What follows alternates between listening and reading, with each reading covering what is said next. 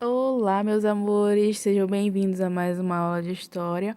Na aula de hoje, nós iremos falar sobre a última independência desse capítulo, que é a independência de Cuba, certo? Nas aulas anteriores, nós já falamos a respeito da independência do México, que é a do Padre Morelos e do Hidalgo, independência da Argentina, que é ali do Vice-Reino do Prata, independência do Paraguai, que começou o seu processo de independência porque não queria ficar ligado com a Argentina.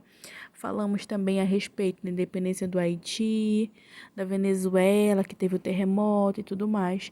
Então, sobre todos esses processos de independência, você precisa conhecer os principais acontecimentos. E hoje é a vez de Cuba, tá? Então, quem é Cuba? Qual é esse país? Cuba é uma pequena ilha, tá? Que fica bem perto dos Estados Unidos, mas que não faz parte dos Estados Unidos, certo? Então, é uma ilha que fica na América Central, bem ali perto da Flórida, perto da Disney, tá? E aí, Cuba, no período colonial, era administrado pela Espanha também, assim como os outros países que nós estamos estudando. Cuba vai ser interessante porque, diferente dos outros países, ela vai começar as suas lutas de independência bem tarde. As primeiras tentativas de independência vão acontecer em 1868. Ou seja, já várias décadas depois do México ter conseguido sua independência, do Paraguai ter conseguido sua independência, da Argentina ter conseguido sua independência, do próprio Brasil ter conseguido sua independência. Então, Cuba vai começar bem depois, porque a elite de Cuba, ela tinha uma certa liberdade, a Espanha dava uma certa liberdade para essa elite, então essa elite nunca se preocupou em se tornar independente da Espanha, mesmo que essas independências estivessem acontecendo na América, tá? Mas em 1868 ainda não vão conseguir, só vão conseguir mesmo com as novas revoltas que vão ocorrer em 1895 e 1898. Essas revoltas vão ser lideradas por um político chamado José Martí, tá? Ou seja, o José Martí vai armar ali os movimentos de revolta e de luta pela independência já perto de 1900, certo? E aí as pessoas em Cuba estavam insatisfeitas com a alta cobrança de impostos e viram que não dava mais para continuar sendo colônia da Espanha devido a essa intervenção, a essa alta cobrança de impostos, a essa exploração.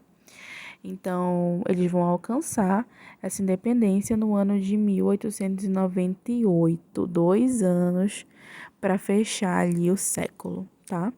Porém, uma coisa triste é que no mesmo ano que Cuba se torna independente, ela passa para o domínio dos Estados Unidos. Os Estados Unidos entram em Cuba com tudo e passa a dominar o local. Cuba se torna tipo como se fosse uma extensão dos Estados Unidos mesmo, porque já fica ali perto, né? Então, os americanos começam a intervir ali na região de Cuba, tá? Inclusive, no ano de 1901, 3 anos após a independência, é, é feita em Cuba uma lei chamada Emenda Platt.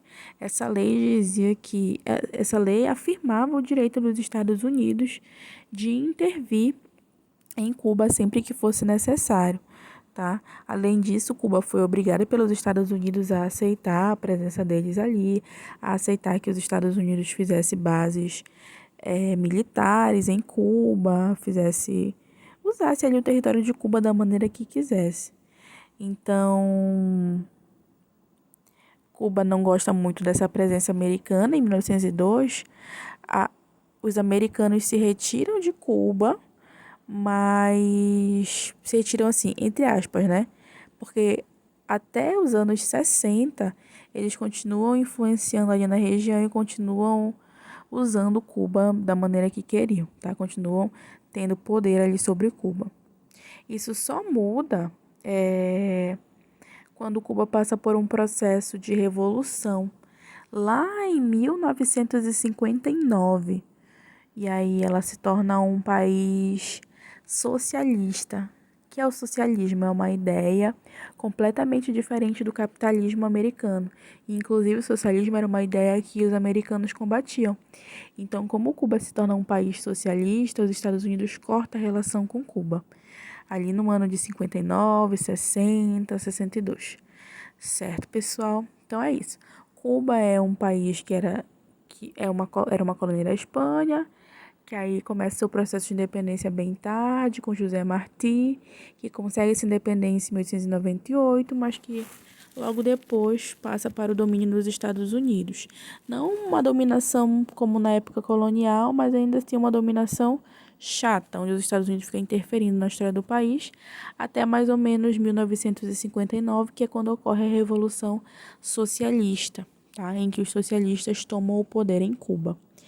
E aí os Estados Unidos vai cortar relações com Cuba nesse mesmo momento. Aqui nessa parte do livro de vocês vai falar um pouquinho sobre Cuba, né?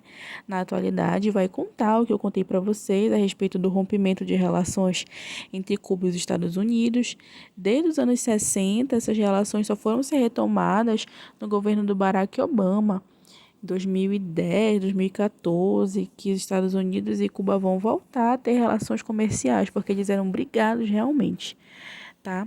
Cuba é um país muito interessante, porque teve uma revolução socialista, né, que é algo muito marcante, muito importante, e também porque Cuba é muito pioneira na questão educacional e na questão de saúde. Cuba, nos últimos tempos, conseguiu avançar bastante na questão da educação, tá? Quase zerando o analfabetismo lá em Cuba. E também na questão de saúde, Cuba, ela é muito famosa, porque Cuba é pioneira na medicina preventiva, que é a ideia de você prevenir que as doenças apareçam. Ela também é muito pioneira na questão das vacinas e tudo mais. Certo, pessoal? Então, essa foi um pouquinho da história de Cuba. Espero que vocês tenham gostado. Um beijo, até a próxima aula.